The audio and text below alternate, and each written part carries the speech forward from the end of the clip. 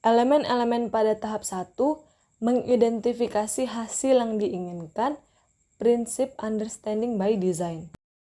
Yang pertama ada penetapan tujuan. Penetapan tujuan mencakup penetapan ide utama atau tujuan pembelajaran yang ingin dicapai. Cara menetapkan tujuan yaitu dapat dengan menanyakan apa tujuan yang ingin dicapai. Yang kedua, pemahaman.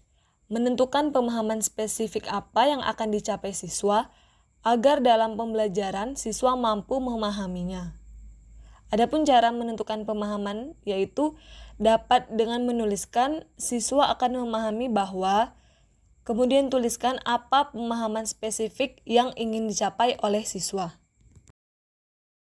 Yang ketiga, pertanyaan pokok atau pertanyaan esensial. Menentukan pertanyaan pokok yang dapat mendorong siswa untuk menyelidiki dan memahami materi sehingga terjadi transfer belajar antara siswa dengan guru melalui pertanyaan pokok. Cara menentukan pertanyaan pokok yaitu dengan memikirkan bahwa pertanyaan apa yang dapat mendorong siswa agar mampu mengaitkan pemahaman yang mereka miliki dengan pemahaman yang akan mereka pelajari. Yang keempat, pengetahuan dan keterampilan. Menentukan pengetahuan dan keterampilan utama yang akan siswa peroleh sebagai hasil pembelajaran. Guru dapat menggunakan kata kunci, yaitu siswa akan mengetahui pengetahuan dan keterampilan utama hasil belajar, serta tindakan yang harus dilakukan oleh siswa sebagai hasil dari pengetahuan dan keterampilan yang diperoleh. Selanjutnya, ilustrasi kerangka kerja perancangan penyusunan kurikulum UBD. Di sini ilustrasinya berbentuk lingkaran.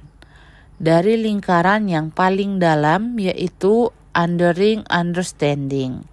Kemudian lingkaran tengah yaitu important to know and do, dan lingkaran terluar yaitu word being familiar with.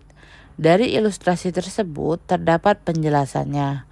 Yang pertama yaitu lingkaran tengah, yaitu lingkaran important to know and do, di mana lingkaran tengah ini mewakili bidang konten untuk unit yang diajarkan.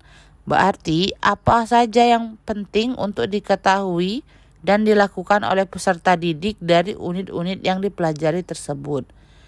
Kemudian lingkaran luar yaitu word being familiar with, di mana lingkaran luar ini mewakili pengetahuan mengenai apa yang harus siswa kenali atau biasakan.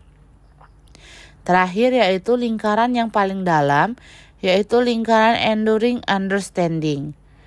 Lingkaran paling dalam mewakili pemahaman yang akan menjadi penyelesaian dan pembelajaran yang sedang dipelajari oleh peserta didik. Penerapan tahap identifikasi hasil yang diinginkan menggunakan understanding by design pada pokok bahasan bilangan mata pelajaran matematika. Understanding by design pada materi bilangan. Tahap 1, identifikasi hasil yang diinginkan. Tujuan yang ditetapkan. 1. Peserta didik dapat menjelaskan urutan pada bilangan bulat, positif dan negatif, dan pecahan. 2. Peserta didik dapat menjelaskan berbagai sifat operasi hitung yang melibatkan bilangan bulat dan pecahan. 3. Peserta didik dapat menjelaskan konsep bilangan bulat berpangkat. 4. Peserta didik dapat menjelaskan notasi penulisan bilangan bulat besar sebagai bilangan berpangkat bulat positif. 5. Peserta didik dapat menentukan perbandingan bilangan berpangkat besar. 6. Peserta didik dapat menyelesaikan masalah sehari-hari yang berkaitan dengan urutan beberapa bilangan bulat dan pecahan dengan memanfaatkan berbagai sifat operasi. Pemahaman. Peserta didik akan memahami bahwa 1. Jika bilangan bulat tersebut positif, maka cara mengurutkannya mulai dari angka kecil ke besar. Jika bilangan bulat tersebut bernilai negatif, maka cara mengurutkannya dengan melihat dan membandingkan angkanya. Semakin kecil angkanya, maka semakin besar nilai bilangan negatif. Begitu pula sebaliknya. Untuk bilangan pecahan, maka terlebih dahulu diubah ke bentuk yang sama sebelum diurutkan. Misalnya, diubah ke bentuk desimal. 2. Bilangan bulat dapat dioperasikan dengan sifat tertentu seperti sifat komutatif, sifat asosiatif, sifat distributif, sifat tertutup, dan sifat identitas. 3. Bilangan berpangkat merupakan bilangan yang dikalikan dengan dirinya sendiri sehingga beberapa tingkat. 4. Bilangan bulat berpangkat dinotasikan dengan A pangkat N. 5. Menentukan perbandingan bilangan berpangkat besar bisa menggunakan cara mengubah bentuk pangkat menggunakan FPB. 6. Menyelesaikan masalah sehari-hari yang berkaitan dengan urutan beberapa bilangan bulat dan pecahan. Peserta didik akan mengetahui 1. Bilangan bulat positif dan negatif dapat dioperasikan dengan sifat-sifat tertentu. 2. Bilangan berpangkat merupakan bilangan yang dikalikan dengan dirinya sendiri. 3. Menentukan perbandingan bilangan berpangkat besar bisa dilakukan tanpa mencari hasil perpangkatannya. Peserta didik mampu untuk 1. Mengurutkan bilangan yang berbeda jenis dan bentuknya. 2. Mencari hasil perpangkatan suatu bilangan.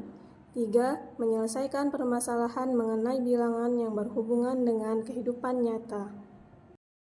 Pertanyaan penting. Mengapa bilangan terdiri atas berbagai macam bentuk? Itulah contoh penerapan tahap identifikasi hasil yang diinginkan menggunakan prinsip understanding by design pada materi bilangan mata pelajaran matematika. Terima kasih.